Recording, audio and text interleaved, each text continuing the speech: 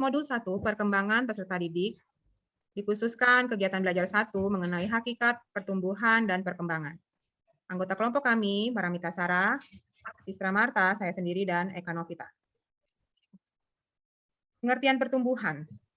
Pertumbuhan adalah perubahan yang terjadi pada setiap manusia, terutama berkaitan dengan fisiknya. Pasta mengemukakan bahwa panjang bayi menjadi hampir 2 kali pada usia 4 tahun. Pertumbuhan berlangsung selama masa kanak-kanak, tetapi tidak dalam kecepatan yang menetap. Kemudian kecepatannya menurun, ada kalanya dia bertumbuh dengan pesat, ada kalanya pertumbuhan itu menurun, dan pada akhirnya akan pesat kembali, terutama pada masa adolescence menjelang dewasa, dan setelah itu pertumbuhan itu berhenti. Faktor pertumbuhan. Genetika yang diturunkan sangat penting untuk pertumbuhan. Namun ada juga faktor lingkungan seperti nutrisi, olahraga, penyakit, dan kesehatan individu yang mempunyai peranan juga di dalam pertumbuhan. Pengertian perkembangan menurut Santrok dan Yusen, perkembangan adalah pola gerakan atau perubahan yang dimulai pada saat terjadi pembuahan dan berlangsung terus selama siklus kehidupan. Para peneliti perkembangan mencari jawaban atas pertanyaan, apa perubahan itu dan mengapa perubahan terjadi. Oleh sebab itu, tujuan penelitian perkembangan adalah menjelaskan perilaku anak dalam perkembangannya. Misalnya, kapan bayi mulai berjalan? Lalu keterampilan sosial khusus apa yang terjadi di anak umur 4 tahun? Isu-isu yang ditelaah tentang perkembangan menurut Fasta. Yang pertama adalah nature and nurture, yang mempertanyakan tentang penyebab atau sumber terjadinya perubahan dalam perkembangan itu di bawah sejak lahir atau karena pengaruh lingkungan. Lalu continuity and discontinuity, yaitu isu yang mempertanyakan apakah pola perkembangan itu menetap? Apakah karakteristik terdahulu dapat memperkirakan karakteristik berikutnya?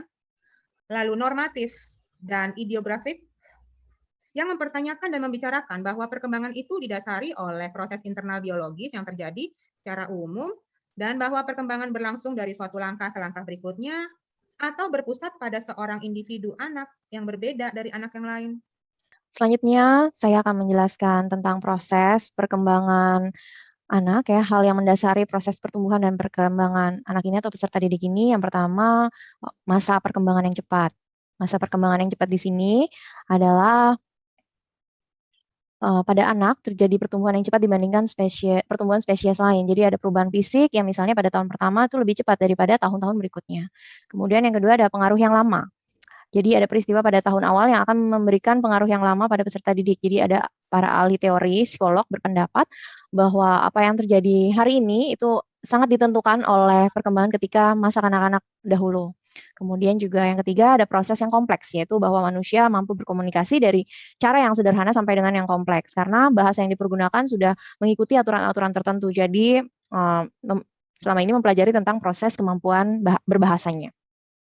Kemudian yang keempat, nilai yang diterapkan. Pada tahap awal perkembangan sosial, ini berkaitan dengan orang tua dan juga peranannya dalam kehidupan sehari-hari peserta didik. Yang kelima, masalah yang menarik. Ada banyak hal-hal yang berkaitan dengan perkembangan anak ya yang dirasakan oleh para peserta didik kita yang masih merupakan misteri dan itu menjadi hal yang menarik buat mereka. Ada aspek apakah sajakah yang dipengaruhi oleh faktor genetik? Menurut Santrok tahun 1992, banyak aspek yang dipengaruhi oleh faktor genetik. Ya, yang pertama itu ada kecerdasan anak. Menurut Arthur Jensen tahun 1960 diwariskan atau diturunkan dari orang tuanya. Menurutnya pengaruh ini kecerdasan sebesar 80%, ada temperamen ya yang menjelaskan mengenai gaya perilaku karakteristik individu dalam merespon. Menurut Thomas dan Chess tahun 1991 ada 3 tipe dasar temperamen, yaitu mudah, sulit, dan lambat untuk dibangkitkan. Yang pertama, anak yang mudah ini umumnya mempunyai suasana hati yang lebih positif dan dapat dengan cepat membentuk kebiasaan yang teratur. Untuk anak yang sulit, cenderung untuk beraksi secara negatif. Jadi dia sering menangis dan juga lambat dalam menerima pengalaman yang baru. Yang ketiga, anak yang lambat.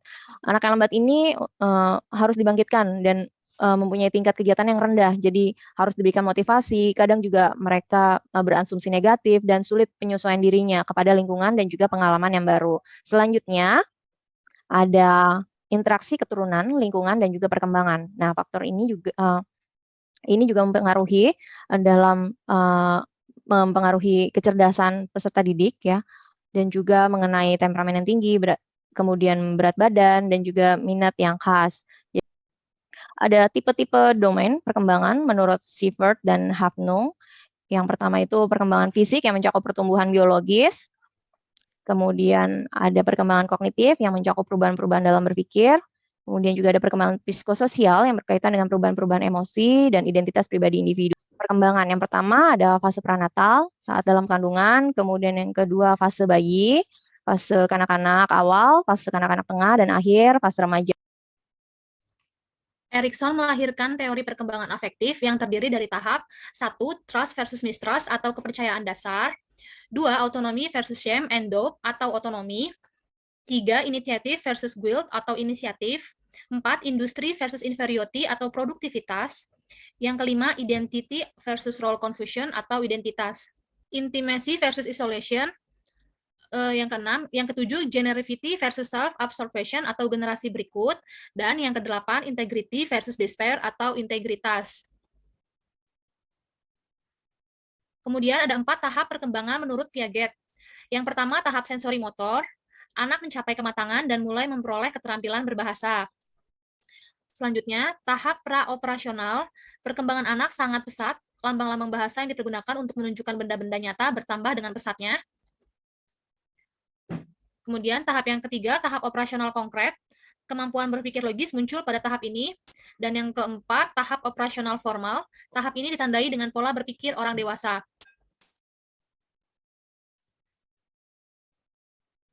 Tugas perkembangan menurut Robert J. Harvigus, tugas perkembangan pada masa anak-anak biasanya ditandai dengan belajar berjalan, belajar makan makanan padat.